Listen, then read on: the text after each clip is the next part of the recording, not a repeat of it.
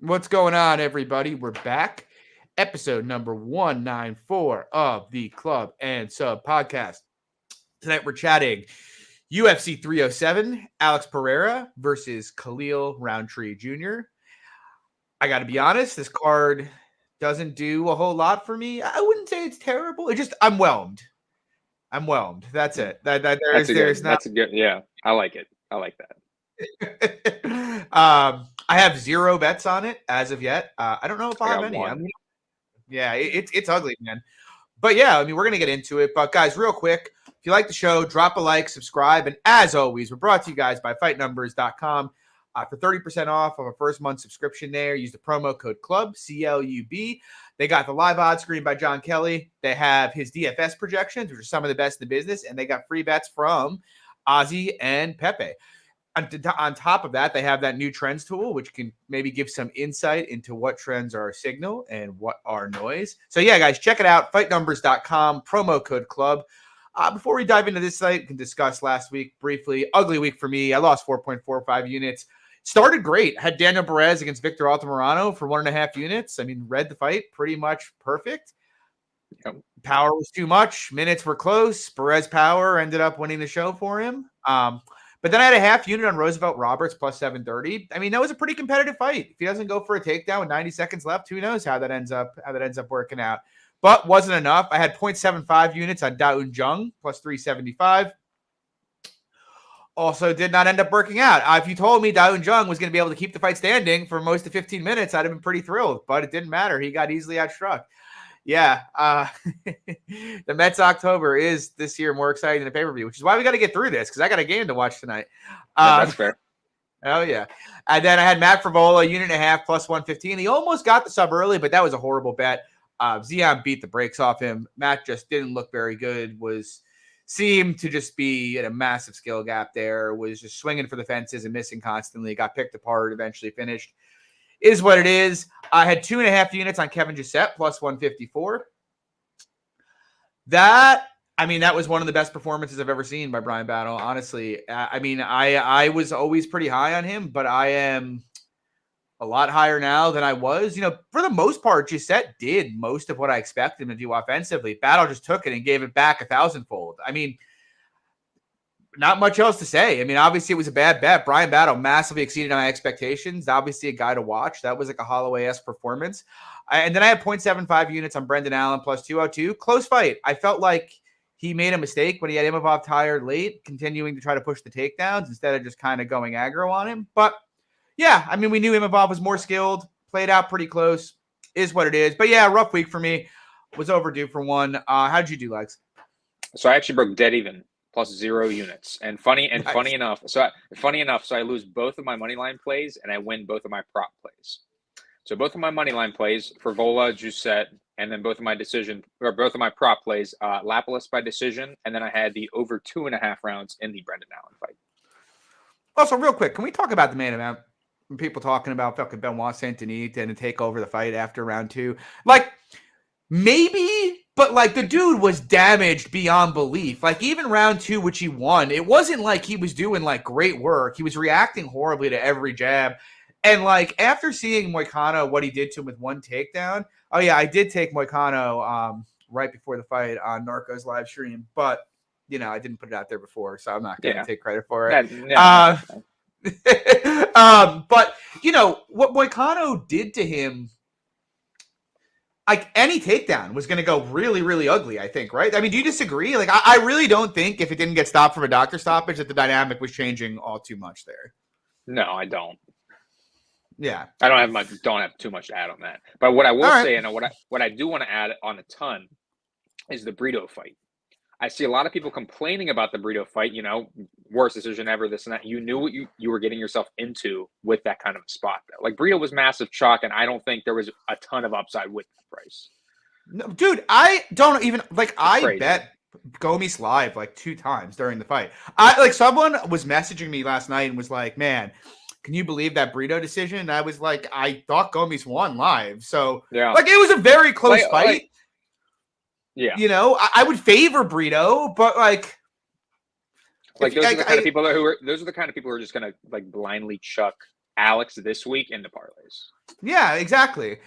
Tristan said, "What's wrong with BSD? He looks so different." I don't really think so, man. To be honest with you, BSD, he's a physical mastodon, but like he's always had weaknesses. I bet Frivola against him. Honestly, I bet Moises against him. Like he's a very skilled fighter, or not skilled fighter. He's a very, very violent fighter. He's pretty good on top, but the guy's a bad defensive grappler. He just is. I actually thought, I'm curious what you think about this, Lags. I actually thought it just goes to show that, like, if Moises wasn't so much of a cuck, he probably had like a real path towards owning BSD in that fight. To be honest, you know. I mean, we even talked about this before. Frivola landed 2 takedowns on this guy. Yeah, that's what I'm saying. Like, people keep talking about it like he's a future title contender, and it's like no one.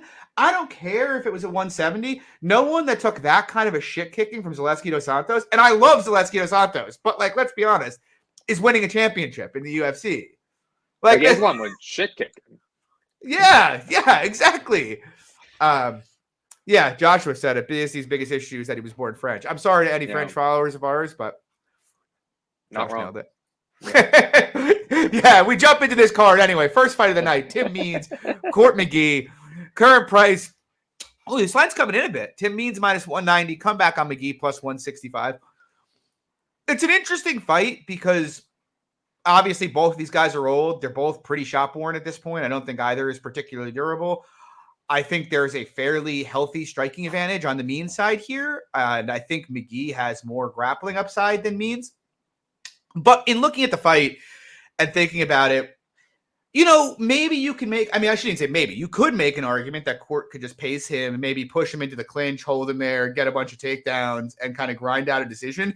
But I kind of think any decision Court wins is probably going to be pretty close. Whereas, and Court doesn't really hit that hard. Like, that's kind of the thing. Like, Means is a bit shop-worn, but Court's not really a power threat. Whereas Means is a much better striker. He's taller, he's longer, he's faster. He hits a lot harder than Court does. And Tim himself, you know, he's not historically a very easy guy to hold down. And if Court gets stuck in the clinch with him, this isn't Ramiz Brahimaj. He's going to be eating knees and elbows in there the entire time, you know? So I don't know. Like, I don't have a bet on it. If it keeps coming in, though, like, I'd probably play Means at like minus 170, honestly. I think he's the much better fighter. I love Court. I've bet him a ton in his career, but a guy who can mostly keep it on his feet or consistently get up, who's got the kind of striking edge Court has, I mean, I think he's a deserved favorite here. What do you think, Lags? Completely agree. Well, the only thing what I will add, though, is I do love that they're at least matching these old guys up, and we're not, you know, getting some young killer coming and fighting Court McGee, like a Jeremiah Wells, for instance. Yeah, I can't believe this fight hasn't happened. I know. But no, I completely agree with you with Means. I don't think Court's going to have a ton of success in the wrestling, so I think Means, decent-sized favorite, does make sense. Yeah, agreed. Moving on. We talked about this a couple weeks ago, and now the line has gotten, it's like lower than it was, even though OSP is the guy that pulled out, which is weird. OSP, Ryan Spann, current price Spann minus 235, come back on OSP plus 200. What do you think, Legs? I think the only interesting note to this fight is it's now an elevation. So probably worse for Spann, really, but is it great for OSP? No, like, again, both these guys are gas bags. So it's an easy pass for me. Spann should really have probably no issue.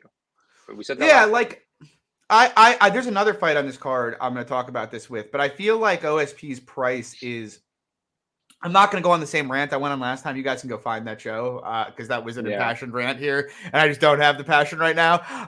But like, if this is it feels like a classic case of the market looking at OSP's last fight and being like, oh man, like OSP, big cardio and output edge, even though the 30 or so UFC fights he's had speak otherwise. It's like, yeah, he had that fight. It seemed like maybe he's on good supplements. I would imagine so with the performance he had against Kennedy.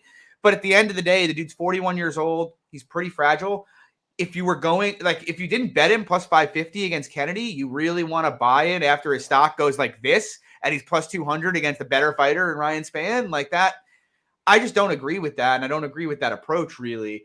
When I'm looking at this fight, like, I'm not going to lay Spann minus 235 for what you mentioned. The altitude probably bad for Spann if OSP does survive. But, like, I'd rather bet OSP live. I'm very confident Spann is going to put hands on him early, you know? Well, that's the thing. There's no reason to bet OSP pre, especially with this price coming in. Like, you easily just wait 5 minutes, see what's going on, avoid OSP getting clocked early. I'll tell you this. If Spann came in past minus 200, I'd consider betting him. I don't think he's gonna, though. But like, I am not a Ryan Spann fan at all. But I really think he's gonna. So what are your thoughts on the under then? It's under 1.5. It's pick 'em. I kind of like it. I think he finishes. If you like Spann, you have to like that under 1.5. I was going to say, I feel like he finishes OSP in the first, like at least half the time. And there's probably some equity for him getting himself finished in the first or early in the second as well. You know, I don't know. I know a lot of sharp people who like OSP this week, but honestly, I think this is one of the easier fights Spann has had in some time against a guy who's old, fragile, and at least until last fight, historically pretty gassy. So I lean the Spann side here. I think he's going to knock OSP out. Moving on. Our favorite. We got the Cookie Monster, Carla Esparza, coming back to make her final fight, taking on the Tiny Tornado, Tisha Pennington. Still feels weird saying Tisha Pennington. Current price, Pennington minus 175. Come back on Esparza plus 150. I mean, I'd obviously bet Esparza a couple years ago at this number, and I'd probably even better now if she was consistently fighting, even at her age. The macro here is just so fucking bad for her, though. Had a baby, hasn't fought in 2 years. Didn't start sparring till like late July. She announced it's her retirement fight. You know, she doesn't need money. Like, she's obviously like coming back to be able to give her retirement speech in the ring, I guess. I don't know. I just, it feels bad because I don't think she's going to have an easy time. I think she can take Tisha down, but I don't think she'll have an easy time controlling Tisha on the mat. And Carla is not one of those people who, you know, she's going to cage push you for 15 minutes. It's not really her game. She wants to hit like open mat takedowns or maybe chain one and hold you down. And on the other flip side, I mean, Tisha's obviously a much better striker, faster hands, better kicks. You know, she should land the better shots on the feet here. I don't know. It's a pass fight for me. I think favoring Tisha with all the macro stuff with Carla makes a good deal of sense. I guess why I wouldn't advocate betting Tisha here. It's like you're betting a point striker with almost no finishing equity. I think she's got like 1 KO in her career. Sam Hughes. Almost no. Yeah. And it was a doctor stop. You're betting it, well, quit really. Brutal. That was horrible. Yeah. God. But you're betting a fighter with basically no finishing equity who's a point striker against the second best wrestler of her generation. Like, that just seems like a recipe for disaster at minus 175, especially because you see it in almost every Carla fight where these women who should have big volume edges get scared because they're afraid to come in too recklessly and get taken down. And it turns like we saw it in the Waterson fight. We saw it in the Grasso fight with Esparza. And it turns into this like ugly point striking fight where Rose. Carla is, Rose. Like that's where Carla is like janking these decisions off of 2 or 3 takedowns. Like, I could easily imagine that here. So I lean Torres. I have no interest in making a play on her, though. What do you think? Yeah, it's an easy pass for me. I think if the line came down to a minus 150 for Pennington, I'd play her there. But yeah, I think she should have not too much issue with the grappling. I think, again, like you mentioned, much better striker on the feet. Should be fine. But again, no interest in laying like minus 175. Yeah, I agree. Moving on. We got Alex Hernandez taking on Austin Hubbard. Current price, Hernandez minus 170. The comeback on Hubbard plus 145. What do you think, Lags? Do you think Hernandez gets back on get back to his winning ways here? Personally, I think it is probably a good fight for him. I mean, despite the elevation, like I think it's probably a competitive fight, to say the least. Like, I'm not trying to lay Hernandez, but I think it should be a good fight for him. What I'm more interested in is the GTD. Like, right now, it's only at minus 195. It's only on one book on Bet Online, but I think we get like a minus 175 DraftKings FanDuel. I think it's a great play.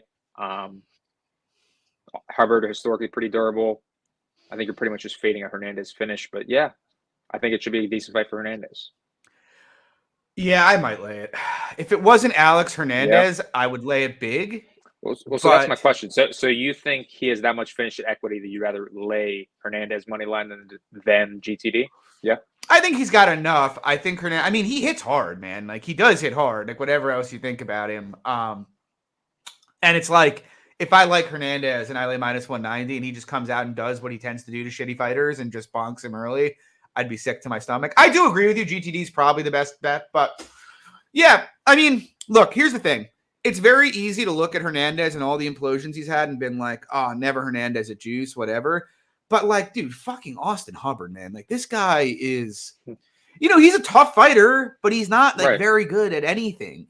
Good cardio. At anything, really. Yeah, he's got good cardio. And he's got decent leg kicks.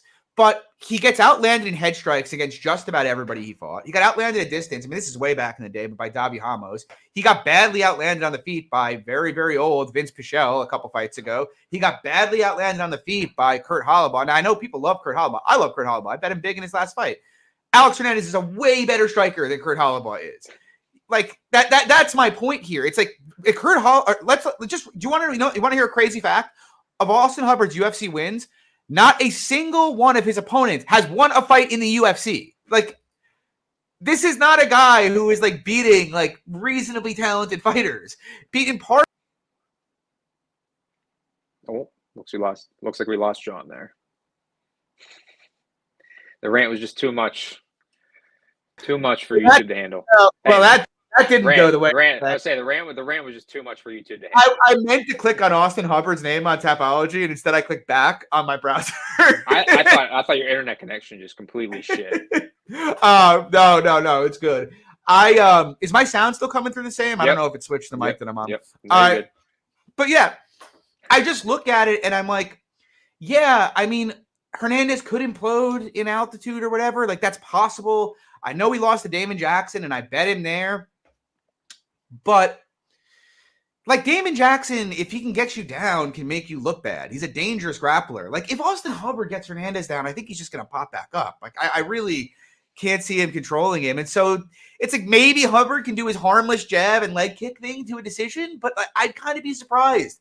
Like, Hernandez has fought. This is a guy who beat Jim Miller, Francisco Trinaldo, Beneil Dariush, Olivier Aubin-Mercier, and he's not that old. They're the same age, Like, and he's fighting Austin Hubbard, and he is less than a 1-2 favorite. I don't know. The only reason I'm waffling is just like the history of Alex Hernandez, but even his recent losses, like, dude, Bill Algeo is a much better fighter than Austin Hubbard is, and that was a pretty competitive fight.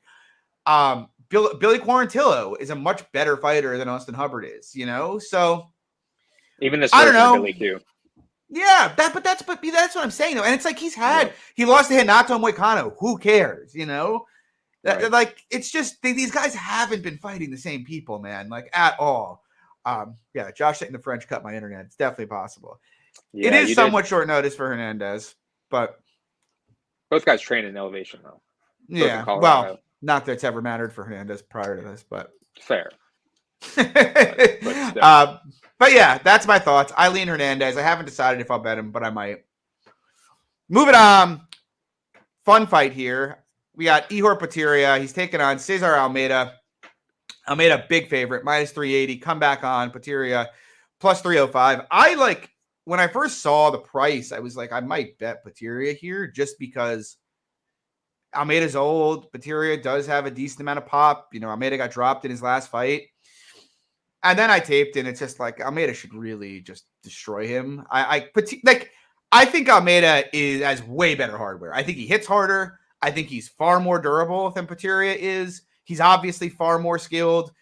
I think it's easy to look at the Kopylov fight and say, like, what if Pereira grapples? Pereira kind of tried to grapple 2 fights ago, though, and it didn't, and it was horrible. Like, I don't think he's going to out-grapple Almeida.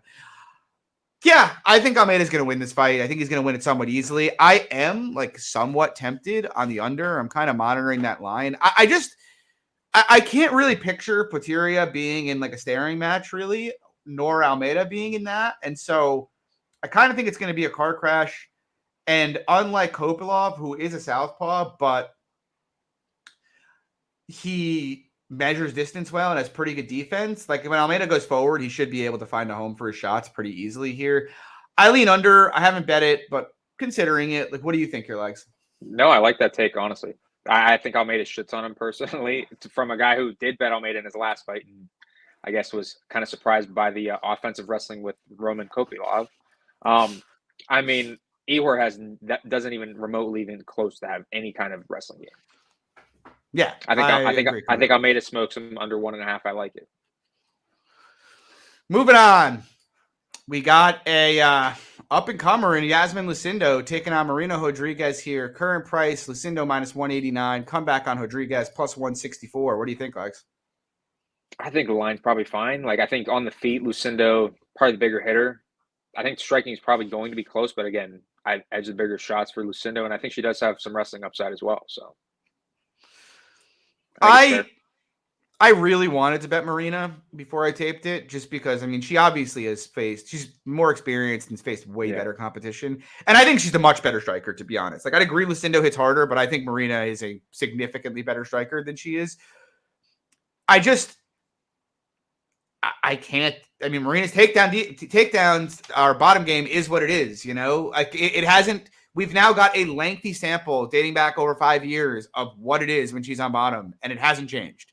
And now she's almost 38 years old. Her cardio looked a little bit more suspect last fight. Her durability looked a bit more suspect last fight. And she's taking on this like physical specimen for women's 115 and Yasmin Lucindo. Look, if Lucindo decides she wants to bang with her, yeah, I think Marina can definitely win this fight. She's taller, longer, much more skilled on the feet. But, I mean, Lucindo's landed in her last 3 fights, 2 takedowns, and 4. She's very physically powerful. I mean, she subbed Polyana Viana, which was pretty impressive. She's going to go for takedowns here, in my opinion. Maybe she doesn't, and I look like a fool, and Marina is like the best spot on the card. But I think Lucindo probably gets her down a couple times here, and I just don't really. Look, the thing is, like you go back to her career. It's not if it was just her fight with Andrade and what's her name, Verna, where she was getting held down, and Carla, like, okay, like they're elite grapplers, whatever. Ronda Marcos controlled her for 2 rounds. Cynthia Calvillo controlled her for full rounds. Michelle Watterson controlled her for a full round. Amanda Ribas controlled her for a full round. Pretty much everybody other than Yan Jianan, who's like one of the worst grapplers like in the U.S. in the women's division, who has taken her down, has controlled her fairly easily. And I just don't see why that's changing. And like maybe Lucindo doesn't shoot and she gets pieced up, but yeah, and I mean, Paul said it. Like, it's possible Lucindo's power could deter Marina. I do think you have to favor Marina on the feet, though. But I agree with Paul there. But it's like Lucindo at any given time is 2 takedowns from looking minus 300. So right, the upside's massive. Yeah, and like the downside is subterranean. Maybe she gets yeah. I would say the thing is like what's Lucindo's downside here? She loses a close decision probably.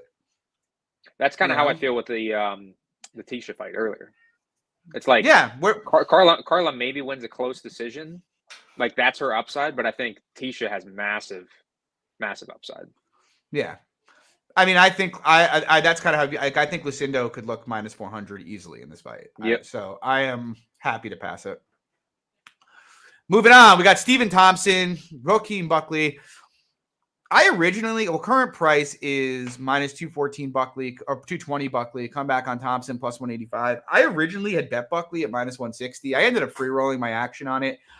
I had bet it because like in my head before I taped it, I was like, you have a guy who's like 10 years younger in Buckley here, probably hits harder, is good at keeping fights relatively low volume, who wrestles whenever he has a grappling advantage against the guy in Wonderboy who has shown to not have great competencies in the grappling department. Like, why wouldn't you take the shot on the younger guy here? But then, like, as I looked into it, I do still feel that way. Like, I guess my view is most perms here are likely to be not a staring match completely, but like a lot of cat and mouse game where Buckley is the much younger fighter and does have some grappling upside. But ultimately what got me off it is I just don't think Buckley's good enough grappler to 1, get consistent takedowns, and 2, necessarily control Thompson. Like you look at the guys who have controlled him, they're all pretty good grapplers. He worked up against Shavkat once. Like honestly, just putting a whizzer in and fighting hands is probably enough for him to get up here. Like Buckley's not very creative on top. He's trying to either smash you from full guard or get the half guard and do it. It's not like he's going to be taking your back like Bilal did, or like returning you in the manner Shavkat did. So, and on the feet, I mean, Wonderboy should be better, right? I actually almost lean to there maybe being value on Wonderboy here. I mean, he is the better striker skill-wise, and I think, I mean, we're not much longer. They're about the same length, but he should be able to snipe Buckley in range. I guess my concern and why I'm not laying it is, look, he is 40. He's almost 42 years old. I think it's pretty obvious he's not what he once was. And you could say, yeah, maybe that's true, but he's still so good. And it's like, well, he was basically down 2 rounds to Kevin Holland, and Holland gassed out, and that was it. But like Kevin, I don't think Wonderboy really in his career would have lost rounds to Kevin Holland, honestly, and he did there. Now, obviously, Holland's taller and a lot longer and a lot faster than Buckley, so in fairness. But honestly, you go even further back in Wonderboy's career, and the guy lost a close decision to Darren Till, who was a terrible minute winner. You know, Wonderboy, if you don't engage him aggressively, is kind of happy to have, you know, a bit of a staring contest with you. But yeah, I have no play here. If the line got high enough to like Steven plus 200 or so, maybe I'd end up entering onto Thompson's side. But I'm not really eager to do it. He's so old. And, you know, Buckley does seem like he's on the way up and he's getting better. And Thompson, I think it's pretty obvious he's getting worse at this point. What do you think? No, I aligned similar with you on the latter half of your breakdown with liking Wonderboy and not the Buckley part in the beginning there. But no, just because I don't rate the wrestling of Buckley really. So on the feed, I think it's pretty low volume. But I think what really interests me and what I should say deters me from the money line play is on the Wonderboy side, like it's tough for me to not think in most terms it's a close fight, which, you know, at plus 185, you'd love to have that. But plus 3.5 is minus 135. I don't think he gets finished. Yeah. I don't know. What are your thoughts on that? I think Buckley could get finished. I think Buckley is more like, I actually think Buckley. So that's the other thing. I forgot to say. No, I know. What I'm saying is like, that's the other thing that deterred me. I agree with you. When I was like looking at it, I came away thinking Thompson was more likely of the two to finish the fight. I actually think he's much more likely to snipe Buckley and KO him. You know, Buckley's been KO'd 4 more times in his career than Thompson has been in his. It's.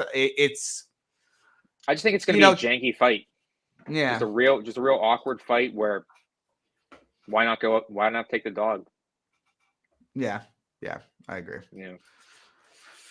Moving on, we have Roman Dolidze taking on Kevin Holland to open the main card. Current price, Holland minus 142. Come back on Dolidze plus 122. What are your thoughts here? Well, even though I don't think much of Dolidze as a grappler, I mean, we've talked about Dolidze on extent on this podcast. I mean, laying juice Kevin Holland against a guy who's looking to grapple him just seems like a recipe for disaster, personally. But on the feet, I mean, he has a massive striking advantage over Dolidze. I think Holland should be fine, though. Yeah, there's a part of me that wants to bet Roman, but I'm not going to do it, I don't think. Not here. If it got back to like plus 150, maybe. Like, I agree. If they stand a distance, Holland is he's longer, he's taller, he's faster. He's a much, much better striker. I just can't. I do think Holland's improved his takedown defense like pretty considerably, but I still don't think it's very good. And we have a guy in Kevin Holland who's a former 170-pounder who still fights there from time to time, fighting a guy in Dolidze who just fought at 205 one fight ago. You know, it's pretty clear to me Dolidze is going to be the much stronger fighter here. He's probably the better grappler. And it's just, I can pretty easily imagine Dolidze kind of doing to Holland what he did to like Luciano Staropoli and some guys early in his career, where he just locks him up in the clinch, gets to the back body ride, and just is able to kind of ride him for rounds. And I do think if and when he is able to get Holland flat on his back, Holland's probably going to have a pretty hard time getting up from there if he's not jumping heel hooks. Now, am I passionate about the Dolidze side? Not at all, because I do think it's like, so there is that possibility he jumps heel hooks, and I don't think he's going to heel hook Kevin Holland. And if Holland gets up, he's then going to probably just lay the smack down. I mean, look, I think the price is fine-ish. Maybe it could be a little shorter on the Holland side and be closer to like minus 125. But, I mean, I think Holland's got most of the finishing equity in this fight, and I think he's got plenty of decision equity just via landing the harder shots here. Plus, he's the younger fighter by a fair amount. He's got the better physical intangibles. I'm pretty okay to pass this. Moving on, Kayla Harrison, Ketlen Vieira. Current price, Kayla is a giant favorite, minus 1,200. Comeback Vieira, plus 750. I mean, the simple analysis here is Ketlen going to try to get off her back? Now you tell me. If she is, I'd be pretty interested in betting her at plus 750. Yeah. But kind of similar to Marina Rodriguez, she's really shown no interest in getting off her back every time she's ended up on bottom. And while she has pretty strong takedown defense, I do think Kayla is going to get takedowns in this fight, and I think once she does, she's probably going to control her. I think Ketlen could potentially sub her if she puts her head in a bad spot on a takedown, maybe catch a ninja choke. And I think on the feet, Ketlen's a much better striker. I just think the biggest certainty in this fight is that Kayla's the better wrestler and should be able to get takedowns. And at least to date, we haven't seen Ketlen show much of an effort to get up. Is minus 1,200 right? Probably not. But I don't see much. If I saw more of a sub threat from Ketlen's back, I'd be moderately interested in taking the stab at her here, but I just don't really see that. I don't think that's very likely. Honestly, what I think, if you wanted to play a side here or play something here, I'm moderately interested in the over. Fight goes the distance is minus 130 currently. Ketlen's pretty good at controlling guard and retaining her guard, so I could pretty easily imagine this going over. But I'm not taking a position here on a money line. What do you think? I don't have too strong thoughts. Pretty much the same as you on that. I think if you were going to bet anything, it would be the over. Like I think she's going to have a tough time trying to finish Ketlen. I do think, to your point though, takedowns can come not relatively easy, but again, Ketlen doesn't have much of a ground game in my opinion. Well, moving on, we got Mario Batista taking on Jose Aldo Jr. Current price Batista minus 144. Comeback on Aldo plus 124. What are your thoughts here? I think this is honestly just a pretty close fight. Like while I do think Batista could have some success in the clinch, and I think the cardio is probably slightly in his favor as well, I think you have to edge Aldo in the striking, and I just don't think in terms of takedowns, I don't think Mario is going to have a ton of success in that realm. I think Aldo is the mush of the week, to be honest with you. I really agree with that, but I do think just in general it's a close fight. Maybe. So I'm a little skeptical. So at plus 150 early in the week, I understand people taking the shot. Look, here's the thing. We both, I think, or I did for sure, bet Aldo in his last fight against Jonathan Martinez. The thing is, that fight was like... And against Cheeto. Yeah, but that fight was... we'll get to that fight right in a few seconds. That fight was as friendly a matchup as you could make for Aldo is a below average boxer who's a rote kicker. Like that is literally Aldo was designed in a lab to punish those guys. And at 37, it didn't even matter. He's 38 now. And I think because of how good he looked against Jonathan Martinez, like people are acting like, he hasn't aged out that much. But actually, like go dive into it and like take a look at how things have gone for Jose Aldo the last 5 years. Because I promise you, this guy is nowhere near his peak. Like, you go back here. Now, other than that Martinez fight, again, looked great, owned him. Fought Merab.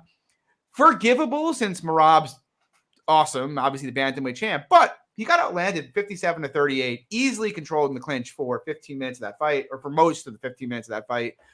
Gassed out at a pretty nothing pace in round 3 in actually Utah, where we'll be having this card. Prior to that, he beats Rob Font.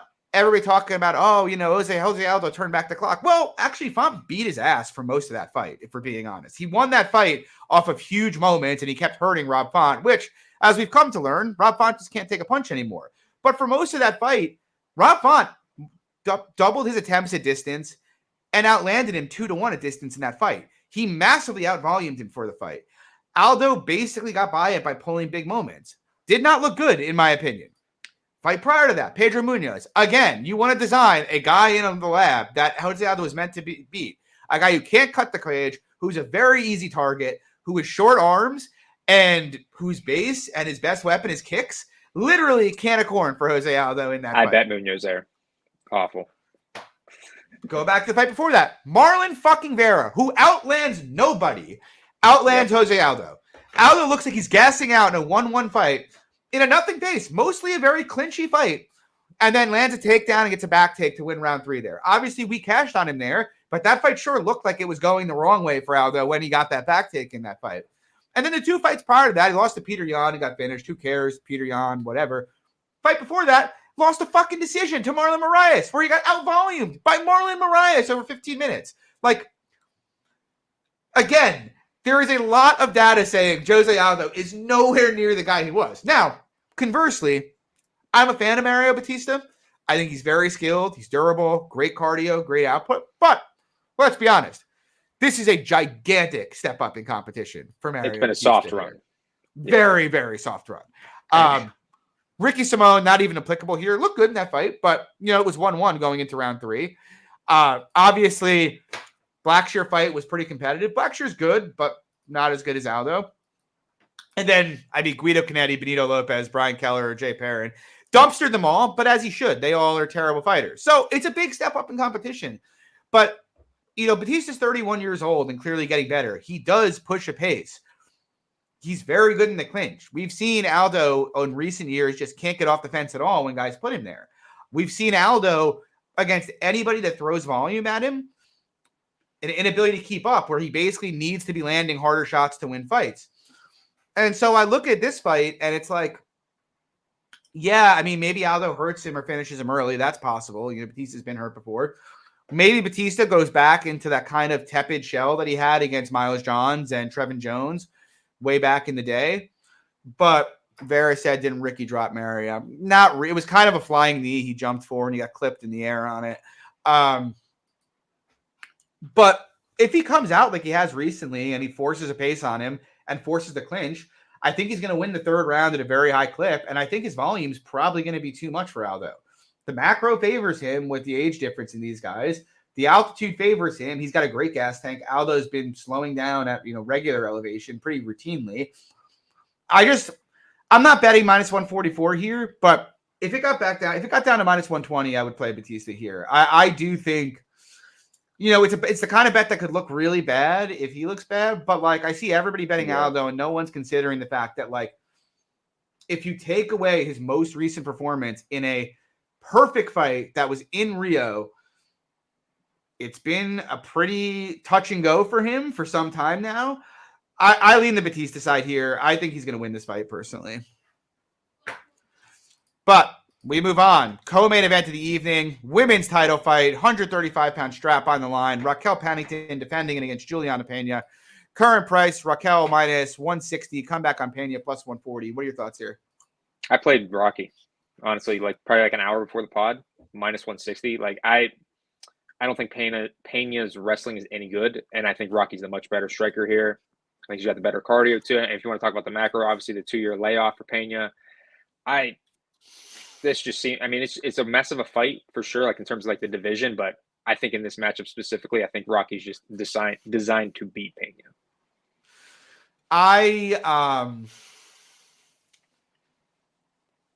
I'm debating betting Rocky. I'd like a better number though than minus 160. That's just fair. Because it does feel like a grimy women's MMA fight, But I favor in that. I favor that. I do too. I do too. And I also think Pena's run has been pretty fluke. Look, I think Pena when she was younger was fight. Even the Nunez fight though. Nunez was beating her ass before she gassed out. That's the reality. Which who cares? Amanda Nunes beats a lot of people's asses, but she got subbed by GDR. She looked pretty shit against McMahon until McMahon did McMahon things. She looked pretty shit against Nico Montano. Rocky looks pretty good. My issue is just no margins. I really don't think Rocky's going to come out and be hitting 3, 4, 5 takedowns here. Gugabe just said it. Pena is really only one via cardioing. And I don't think she's going to be able to do that. I think Rocky's more physical. I think she can beat her up in the clinch. I think of the two, if Rocky gets on top, she's way more likely to have control and or find a finish there. So yeah, I lean Rocky. I'd like minus 140, minus 150, but I do think it's a pretty good spot for Rocky here. Maybe I'm not giving Pena enough credit, but outside of the Nunes gassing in 4 minutes, I just don't. What do I look at that makes me think this should be a close? I don't want to say closely line fight. It's a women's fight. Neither is a huge hitter, so obviously you could play close, but what? Why is this a pick'em fight? I don't really see it. Yeah. Yep. So, moving on, we got the main event. Alex Poatan Pereira. He has been basically the MVP of the UFC for the last 16 or so months. He has taken on Khalil Rountree Jr. Current price, Pereira minus 460. Comeback Rountree plus 360. I'm going to be betting Rountree eventually here. Price is stupid. All right, John. All right, John. Dude, all this is how can if you bet Jiri Prochaska against against Alex Pereira, how are you not betting Khalil Rountree against him? Maybe Jiri's a little bit better, but Khalil, He's got heavy hands. He's fast. He's a good kicker. He's pretty durable. Believe it or not, he has never been dropped outside of that elbow from Johnny Walker that put him out, which also that fight in retrospect, kind of hilarious. Khalil probably beats his ass like way more often than not. But I just look at it and I feel like, is Rountree that, like, you know what the biggest difference between someone like Rountree and Jamal Hill is? Jamal Hill's got great cardio and can put a pace on you. And that's what everybody was counting on in that fight. Except, like, Pereira's power tends to deter pace. So, like, Hill, if he wasn't pushing it on him, was kind of fucked. Rountree doesn't have great cardio, but he's very fast and he hits very, very hard. And, like, we've seen Alex Pereira hurt on multiple occasions. We've seen him put out cold. Will he catch Rountree with the left hook? Maybe. But I feel like we are getting into, like, the twilight zone with these prices. Like, Pereira closed minus 140 against Jerry, and now he's minus 460 here. He's not going to come out shooting. Like, no one has looked this price against Rountree on the feed. Like, I favor Pereira. I think, like, minus 200 is probably fine. But minus 450, like, I know he's got aura now and everybody's talking about him. This dude's almost 37 years old, though. He had a whole kickboxing career where he's finished multiple times. He's been knocked out in the UFC and hurt in the UFC. And people are acting like he's fucking Zeus and can't die. Like, this is – I think the price is absurd. Got the aura, John. Dude, don't get me wrong. I love Alex Pereira. I think he is very fun. Yeah. I am expecting him to knock out Khalil. But I am expecting him to. But I think Khalil's got plenty of upside himself for a KO. Yeah. And also, like, what happens if both of their power just kind of turns them into, like, outside trading kicks for 25 minutes? I feel like it's a not impossible scenario. So with that last point you're bringing up, that's why I'd lean the over in any kind of – if I was going to make any kind of play here, over 1.5, minus 130. Bro, Khalil's plus 360, man. Like, and he's not – like, the lines aren't even near similar.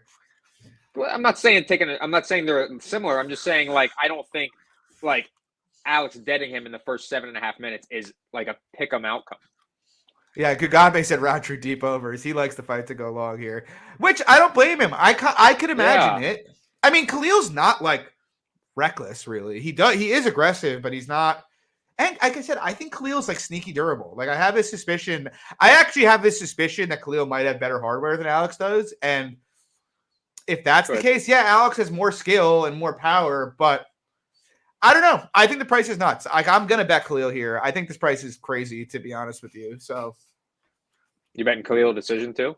Getting crazy, or you're betting like any late KO? Nothing. I'll have 1 to 2 units on him, and we'll see what happens from there. Maybe I'll put 3 on him. See if we can make 10 units out of 1 bet for the night.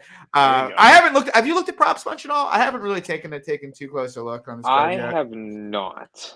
Can't say I have, to be honest with you.